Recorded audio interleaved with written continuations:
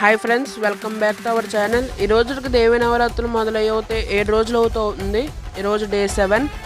ఈరోజు అమ్మవారి యొక్క అలంకరణ వచ్చేసరికి శ్రీ వారాహి మాత అలంకరణ ఫ్రెండ్స్. అమ్మవారిది చాలా బాగా అలంకరించారు అమ్మవారిని. ఇప్పుడు మనతో గణేష్ శర్మ గారు అయితే మాట్లాడతారు.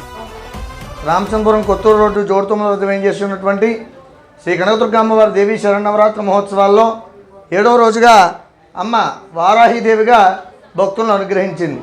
వరాహ రూపిణి శివే నారాయణి నమోస్తుతే అన్నట్టుగా అమ్మవారు నారాయణి స్వరూపంలో ఆ యొక్క వరాహ రూపానికి దండనాయకి అని అమ్మవారికి పేరు. అంటే లలితా త్రిపుర సుందరి అమ్మవారి యొక్క సర్వసైన్యాధ్యక్షురాలు ఈవిడ.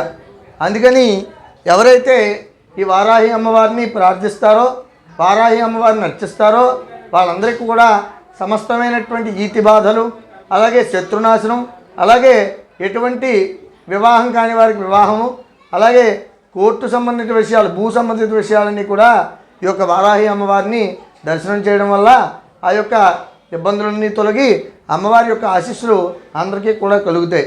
నవరాత్రుల్లో అమ్మవారికి ఈ రోజున మనం ఇక్కడ కొత్తూరులో అమ్మవారికి వరాహ రూపాన్ని, అది ఒక వారాహి రూపంగా మనం అమ్మవారిని ప్రార్థించాం.